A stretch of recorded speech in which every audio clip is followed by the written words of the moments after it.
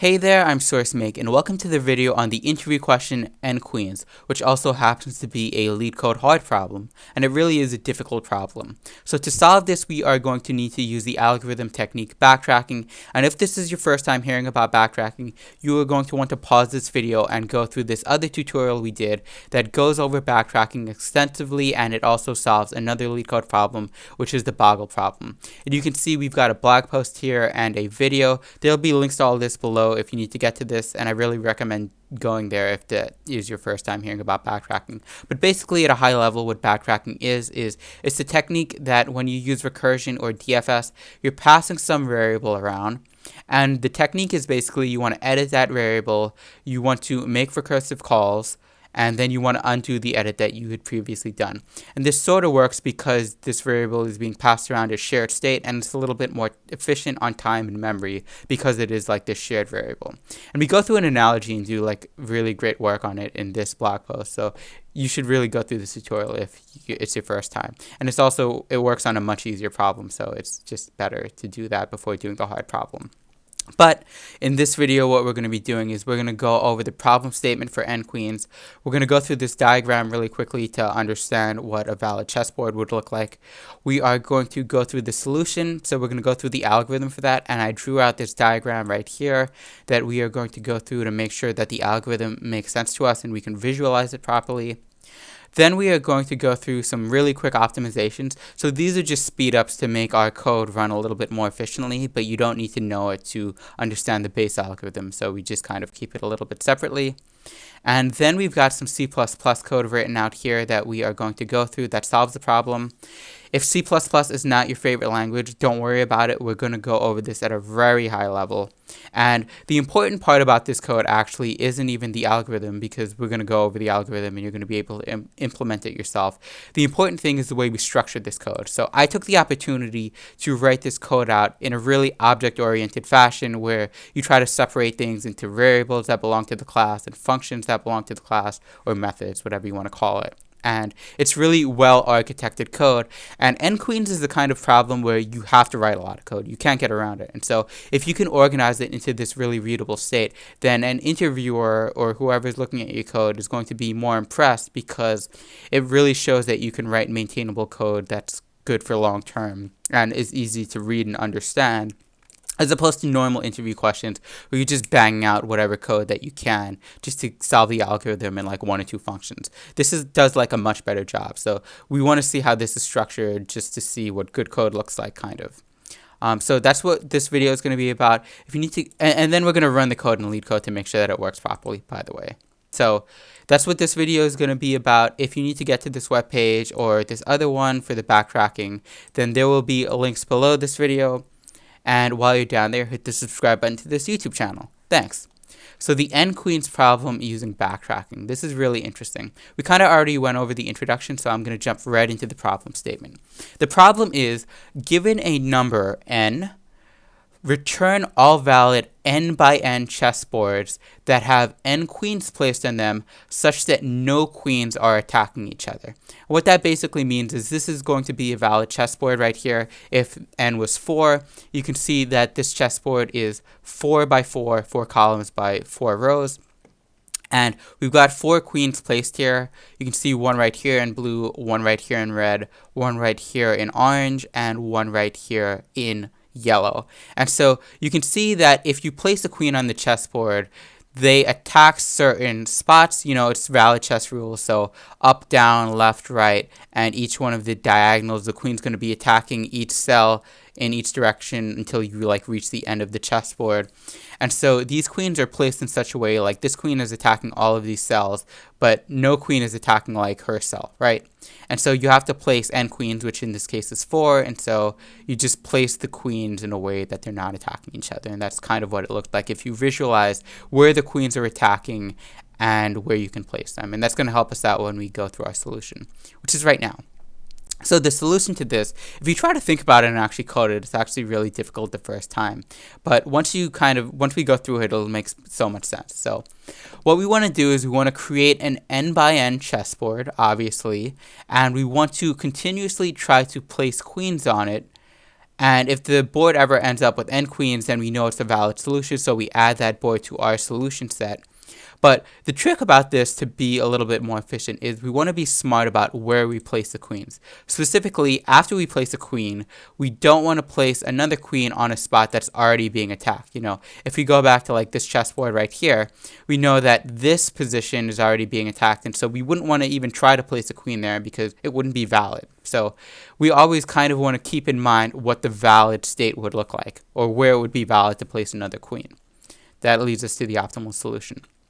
So how do we do this? Well, we want to represent our chessboard as a matrix of integers. That just makes it a little bit easier to keep track of things. And -1 for us is going to mean that a queen is placed on a cell. Otherwise, the number will represent the number of queens that are attacking the cell. And so let's go through this diagram to see how this actually works. I'm going to make this a little bit bigger so that you can see. So we're going to create an empty chessboard. You can see that this is a 4x4 chessboard, and initially no queen is attacking any one of these cells, so we initialize each one of these cells to 0. And the 0 means I'm a cell and no queen is attacking me, and so my value is going to be 0.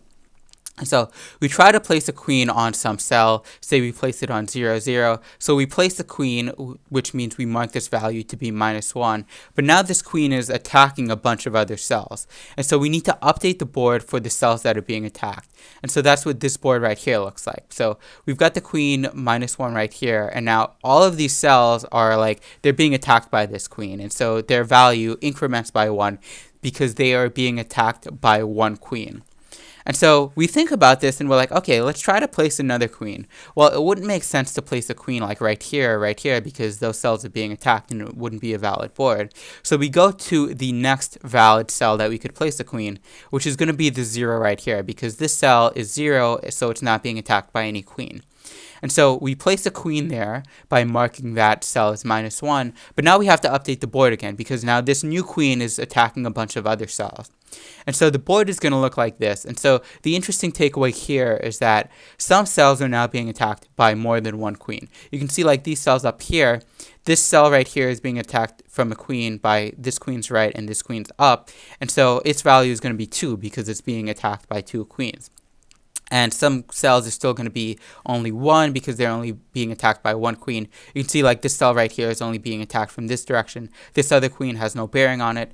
And then of course we've got some other cells like the 0 right here, which are still not being attacked by any queens. So if we were to try to place more queens on the board, we would be ignoring all these red cells and obviously all the blue cells that already have queens on it. We would try to place another queen on this green cell right here, which has a value of 0, which means no queen is attacking it. So we would continuously go through this process, and if we ever place n queens, which in this case would be 4 queens on the board, we would know that this board would be valid, and so we would add it to our solution set. But otherwise, if we, try to fill up all the board and there's just, the board is completely being attacked or has some queens on it, the way we backtrack is we remove the queen and we update the board to go back to the state before it was being attacked. So, for example, if we were to try to remove this queen right here, we would change this back to a 0, and then we would have to update this position and say, okay, if there was a queen here, then she was attacking all of these other cells, and we just need to update that by going through these other cells and decreasing their value by 1 since they are no longer being attacked by that one queen. And so we would get back to this state. And so this is what backtracking is. You've got the shared state, which is the chessboard.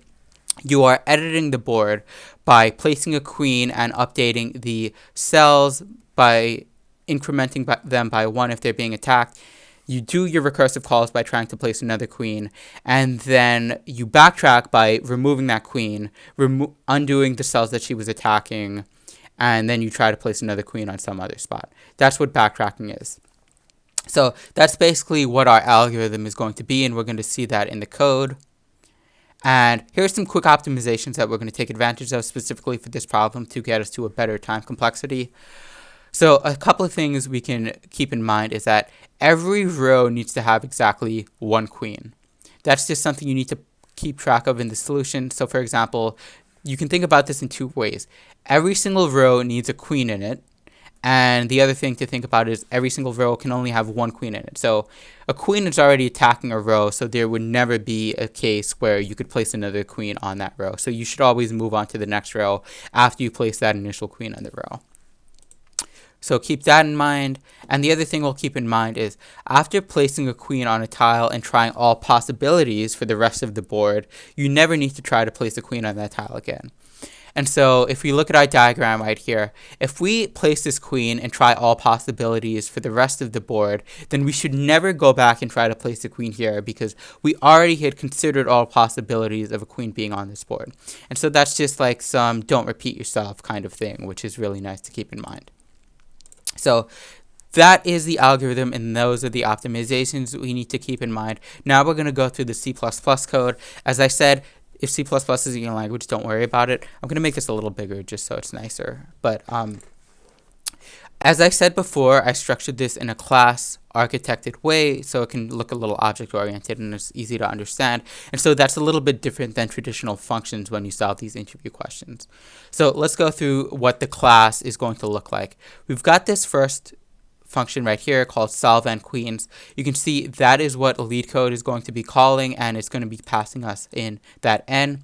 So we've got this function public called n queens, which Leetcode is calling. They're going to pass us in that number n, and what they want is so they want all the valid chessboards. So a chessboard is going to be represented as a vector or an array of strings. So each string is going to be a row, and we've got a vector of them, so that represents the chessboard. And then we've got a vector of those, which means we've got, a bunch of chessboards that are going to be returned. So that's our driver function, which would basically be main. And so we've got these private variables that we also need to understand. One of them is int n, which is obviously going to be this n that's passed in. Then we've got this vector of ints, which is board. This is just a matrix of integers, so you should think of it just like this. It's just a matrix of integers that is going to represent the one board that we are going to keep track of. Remember, backtracking is all about having shared state and passing this one variable around by reference. In our case, since we're doing class-oriented stuff, we can just keep this one board in class state instead of like some function C++ reference. And then we've got this vector of strings, which is just going to be all of the chessboards that are going to be valid. Whenever we find that our board is in a valid state, we are going to convert it to the string representation and add it to this valid boards, because that's what this function is going to be returning. So those are our class variables. Then we've got a few methods or functions that we need to, need to do our work. One of them is called recursively try to place queen. So anytime we try to place a queen, we are going to try to place it on a new row. That's one of the optimizations that we talked about. And so this is just going to be the index of the row, which in this case is either going to be this row or this row or this row or this row for a 4x4 board. So that's a recursive function. All of these are void and they return nothing because this is object oriented, and so we've got class variables that are representing our state. So then we've got something called add queen and remove queen. So we're going to pass in the position on the board of a queen, which is just going to be like right here was 0, 0. Right here was 1, 2. Just pass in that I and j. And that's going to handle adding and removing a queen to the board.